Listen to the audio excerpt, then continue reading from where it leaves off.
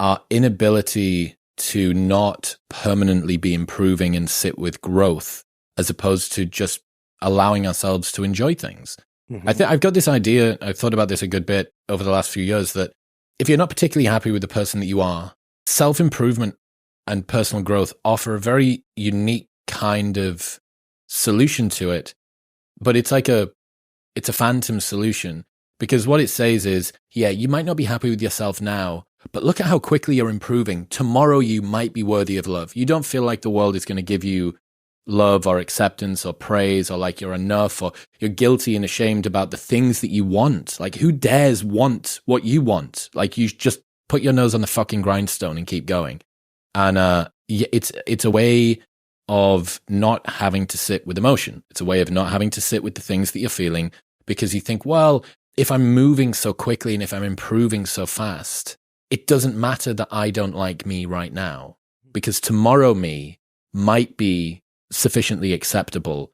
And I've been reading a lot of Alain de Botton recently, and he's got this line where he says, you're suffering not because you deserve to suffer, but because you've become far too familiar with the fear of suffering. That's good. And it's true. It's true. I think that a lot of people, their anxiety comes easily, self-criticism comes easily, a lack of self-belief comes easily, fear comes easily.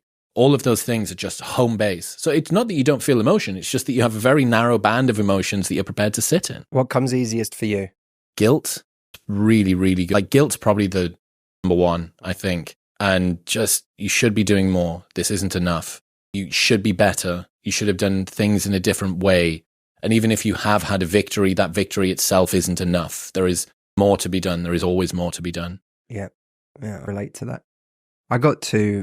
I think I got to 27 when like it started just hitting a wall, and I was like, I didn't fix it that year. Don't get me wrong. It was like many years of slow car crash, but like that was the moment where I realized I'm in a bit of trouble here, because none of it seems to, I'd been running so long, and told myself, like, because I came out of a kind of very financially unstable situation family wise, and I told myself, if I get us out of that, then we'll be in a good place and we'll be in peacetime, and then we'll feel good and it will be a different time.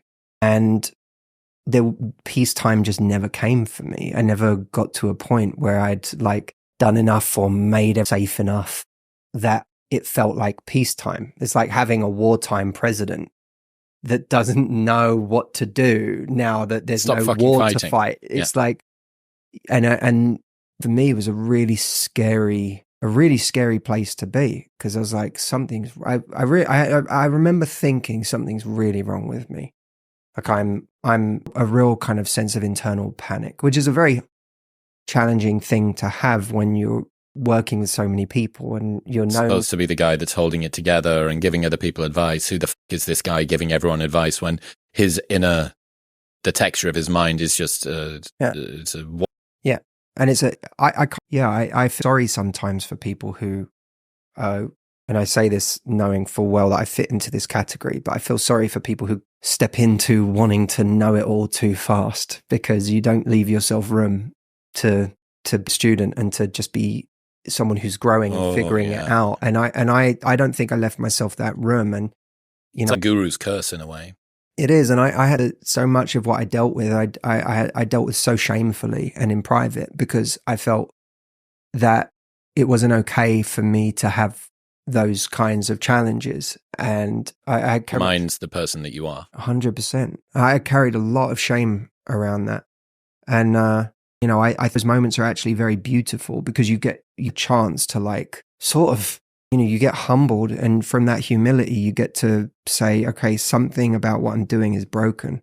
Like I'm not have to find new tools here, because this type A, I'm going to outrun a problem. I'm going to solve this. I'm going to make money. I'm going to do this. And, those tools they're not working. And so it forces you into a different place. And I see a lot of men feeling like that's going to be the thing. Like if they can do that, if they can achieve that, that's going to be the thing. And I have compassion for that because I've done the same thing. So it's not, I don't look at it with any sense of like, these, they're so silly. It's, at a certain point, I don't know, I realized for myself that internally something had to shift, and I needed to be capable of having a different amount of self-compassion than I was giving to myself. Well, think, what is more likely, that your internal pathology, person who wants to be successful, is going to be fixed by an amount of success?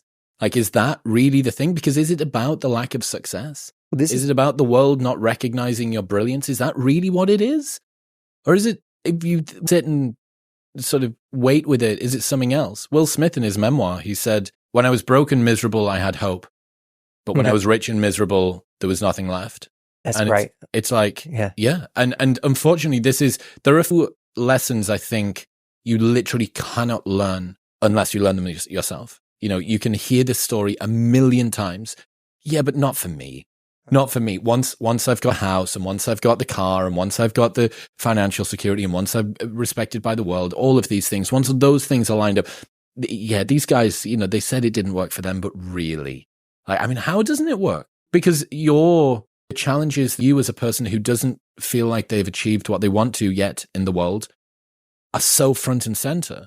So you think, well, how couldn't it be? Like, it's so evident that I want to be the adoration of the crowd, and I'm in front of 1,000 people, and they're looking up to me like I'm some sort of messiah of love. And how couldn't it be that? Of course it's that. It's just, it's like for him, he had a, unit, and it's like, I've been around some of the most wealthy, high status, well-accomplished individuals on the planet, and it is idiots all the way up. Like, no one knows what they're doing. Yeah. No one knows what they're doing all the way up. There's a very rarefied strata of people, a very, very small number of people that have done the achievement thing and done the internal work thing and are actually comfortable with both. But the achievement on its own does nothing. And there are tons and tons of people I know who haven't done the achievement thing, but have done the internal work thing and are just totally fine. Well, that's it. Those have been some of my greatest role models. Is, sometimes people say to me like, I want someone who's playing at my level when they're looking for love, right? And I'm like, what do you mean playing at your level?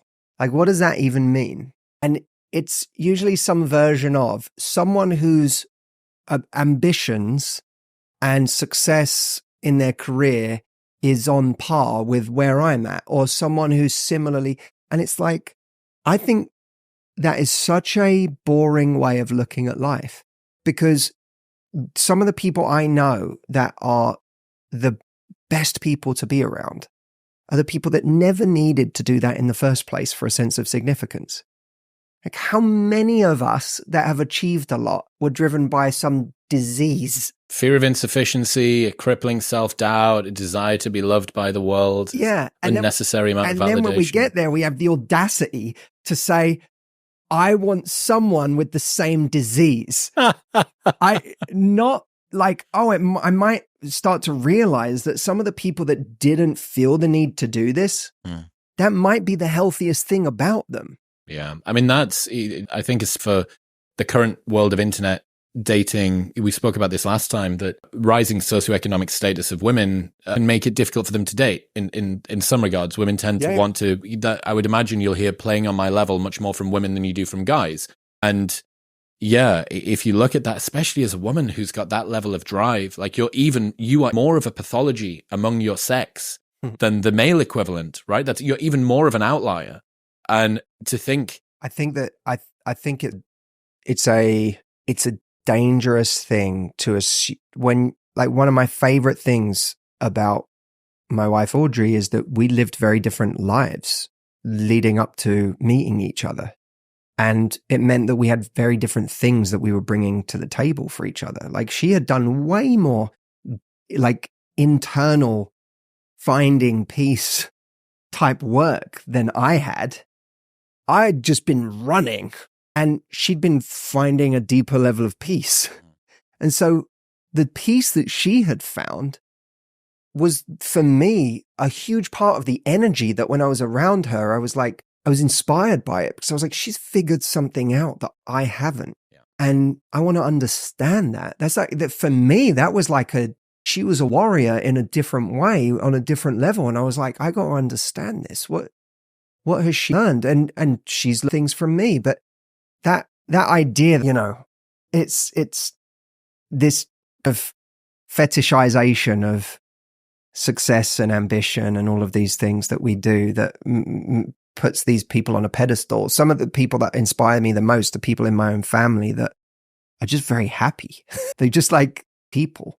They see being happy at a level that some of my other friends, if they had that, they'd be like, it's Armageddon. And I just think that's so for me, because it's, you know, the final chapter of the book I called Happy Enough. And I love that concept. But the unhappiest people I know are the never enough people.